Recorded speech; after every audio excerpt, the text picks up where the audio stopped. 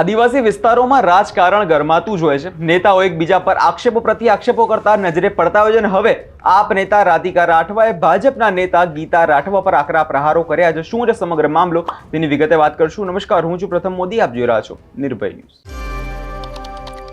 છોટાઉદેપુરમાં આમ આદમી પાર્ટીના નેતા રાધિકા રાઠવા દ્વારા ભાજપના ગીતા રાઠવાના નામ લીધા વગર આકરા પ્રહારો કરવામાં આવ્યા છે અને કહેવામાં આવ્યું છે કે જે આદિજાતિ વિકાસની તમે વાતો કરો છો, તમને ખબર પણ નથી આદિજાતિની કેટલી ગ્રાન્ટો અહીંયા છોટાઉદેપુરમાં આવે છે. આમાંથી અડધા તમારા ત્યાં નોકરી કરતા હતા અને પૂછો છો અમરસિંહ રાઠવાએ શું કર્યું છે? જ્યાં બેઠા છો ત્યાં અમારા ત્યાંથી જ પાયો નખાયેલો છે, તેવી વાત તેમના દ્વારા કરવામાં આવી છે. સાંભળીએ તેમણે વધુમાં શું કહ્યું છે. બીજેપી વિચારશે કે અમે હવે પાછા શું કરીએ. હમણાં જ 8 તારીખે બીજેપી વાળાએ ગભરાઈને એક ભજન તોડી ભજન મંડળીનું કાર્યક્રમ કવાડ ખાતે રાખ્યું હતું, જોયું તું? અહીંયાના તો હતા ની ખબર નહીં કાકાના બોલાયેલા 200 આપીને, ખબર ને? કેબિનેટ મંત્રી આયા, શું કે અમે અહીંયા હાઇડ્રો પ્રોજેક્ટ નહીં ચાલવા દેવાના, આમાં ડુંગરનો પ્રોજેક્ટ નહીં ચાલવા દેવાના. પણ હું એમને એક વાત કહું છું, झूठ બોલે કૌવા કાટે, કાલે કૌવે સે ડરિયો. તો આ મંત્રી તમને જૂઠું બોલવા આવે છે, ચૂંટણી આવે છે એટલે એમના વોટ તોડવાના છે. તો શું કે આદિવાસી ભોળી પ્રજા છે, તો આદિવાસી સમાજને કેવી રીતે આપણે રાખીએ, એમને જૂઠું બોલીએ. એ લોકો ઉદ્યોગપતિ જોડે જે પ્રોજેક્ટો કરવા માંગે છે એ પ્રોજેક્ટો અમે અહીંયા આવીને ખોટું બોલીશું, 200 રૂપિયા આપીશું, એમને જમવાનું આપીશું, તો આદિવાસી સમાજ એ અમારું માનશે. પણ હું આ મંત્રીઓ અને જેટલા હોદ્દાઓ વાળા બીજેપીના અહીંયા બેઠા હતા એમને હું એક વાત કરવા માંગુ છું, તમારો જૂઠ હવે નહીં ચાલે, તમારો જૂઠ હવે નહીં ચાલે. આદિવાસી સમાજ જાગૃત થઈ ગયું છે અને જે પણ પ્રોજેક્ટો આ લોકો કોર્ટમાં લાવવાના છે એ પ્રોજેક્ટો એ લોકો પછી પાછું ચાલુ કરશે. એમની વાતોમાં આવતા નહીં. તાલુકા જિલ્લામાં બીજેપીને ઘર ભેગા કરો.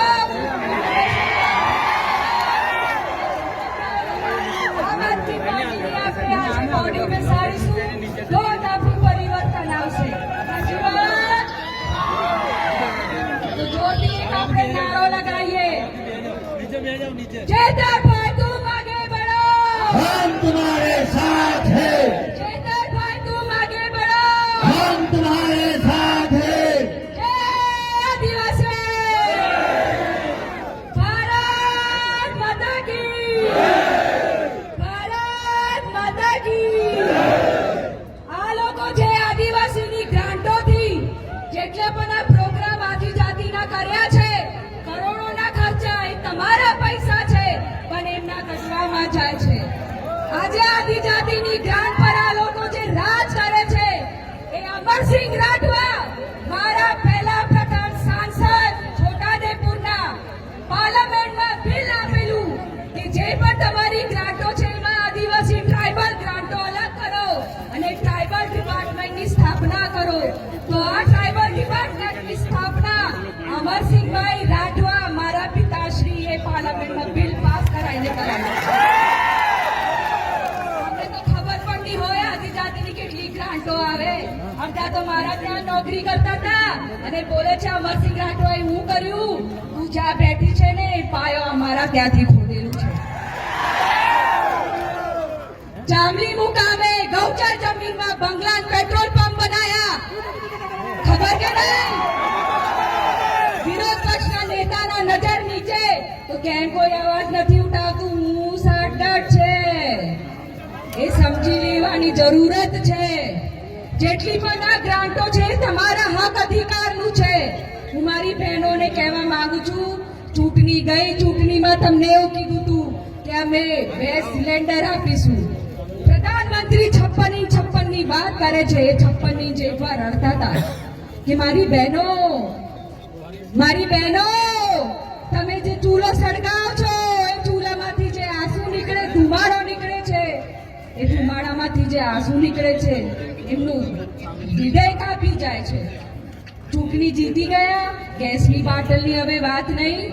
હવે ક્યાં ગયું ગેસનું બાટલ? મળે છે, સબસિડી મળે છે. હું મારી બહેનોને પૂછવા માંગુ છું, ઘરમાં ઝઘડા ઘાલ્યા કે નહીં? હું મારા યુવાનોને પૂછવા માંગુ છું, કેટલા યુવાનો કોલેજ જાય છે અને કેટલા યુવાનોને કોલેજથી કાઢી નાખ્યું? કેટલા યુવાનોને કોલેજથી કાઢી નાખ્યું? આમાં શરમાવાની વાત નથી.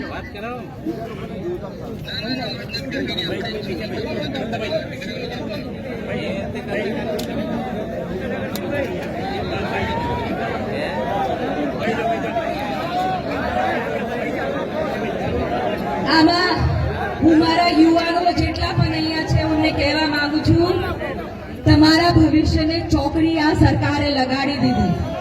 કેટલા યુવાનોને કોલેજથી કાઢી નાખ્યું?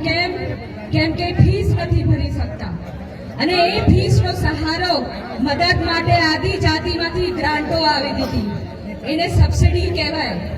એ સબસિડી કેટલા વર્ષોથી બંધ કરી દીધી. કોઈ ધારાસભ્ય સાંસદ અહીંયા જે મોટી મોટી હાકીને ગયા, કોઈ તમારા માટે લડત આપી? નહીં આપી. એક જ છે, ચેતર વસાવા બિરસા મુંડા જઈને એમને ખખડાવી લો.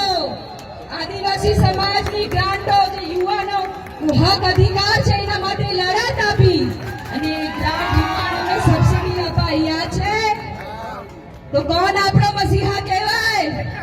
ચેતર વસાવા. બીજા લોકોને બહુ પેટમાં દુખે, તમારા મોડા તો દિશામાં જો સવારે ઉઠીને ખબર પડશે. કેટલા યુવાનોને પણ એના પહેલા કોલેજ નથી કાઢી નાખ્યું? કેટલા યુવાનોનું ભવિષ્યને ચોકડી મારી નાખી? એક તરફ તો રોજગારી નથી, વર્તન પૂર્યા કર્યા, ભણવાનું પૂરા ના કરો, કોલેજમાં કે કંપનીમાં નોકરી મળે ના મળે તો તમે શું કરો? મહેનત મજૂરી. હવે મહેનત મજૂરીમાં પણ મનરેગાનું કૌભાંડ આ લોકોએ કરોડો ખાઈ ગયા. હવે તો નામ પણ બદલી લીધું. એમને એવું લાગે છે કે મનરેગાનું નામ બદલો તો એમના કૌભાંડો હંતાઈ જાય છે. ખબર નહીં કઈથી હોતા ફરે છે નામ.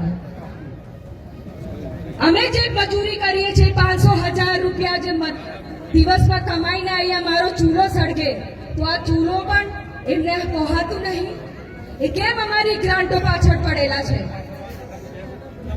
હું મારા યુવાનો તમને કહેવા માંગુ છું, તમારું ભવિષ્ય તમને હાચવાનું છે. જે કરવા વાળા હતા કરી ગયા. જમીન તમારી, જંગલ તમારું, તમને તમારી પીઢી હાચવાની છે. આજે અમે છે, કાલે નથી, પણ તમને તમારું અસ્તિત્વ સાચવાનું છે. અને આ ચૂંટણી, આ લડાઈ અસ્તિત્વની છે. તો તમે બધા મારું સાથ આપશો? તમે ચેતરભાઈનું સાથ આપશો?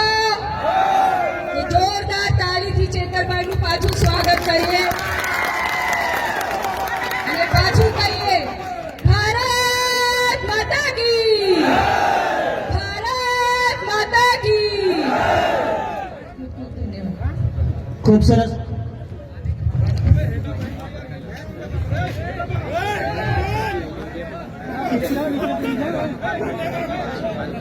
કાર્યક્રમ આપણે આગળ કરીએ, પણ એના પહેલા ખૂબ સરસ યોદ્ધાઓ અને યુવાનો આપણા જોડે કવાંટમાંથી જોડાવાના છે.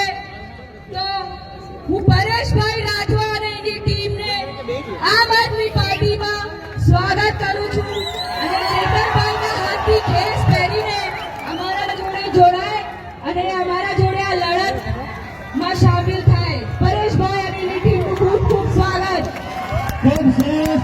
પરેશભાઈ એટલે હવે રાધિકા રાઠવા આદિવાસીઓ માટે લડી લેવાના મૂડમાં છે. વધુમાં આદિવાસી યુવાનોને રોજગાર મળતા નથી અને તેમના હિતની જે લોકો વાત કરતા નથી. અને જ્યારે આમ આદમી પાર્ટી વિકાસની વાત કરે છે અને સરકારને રજૂઆત કરે છે, ત્યારે આ નેતાઓને ગમતું નથી એવી વાત તેમના દ્વારા કરવામાં આવી છે. હવે આ વિષયને લઈને તમારો શું અભિપ્રાય છે તમને કમેન્ટ કરી ચોક્કસથી જણાવજો અને અમારી ચેનલ નિર્ભય ન્યૂઝને લાઇક, શેર અને સબસ્ક્રાઇબ કરવાનું ભૂલશો નહીં.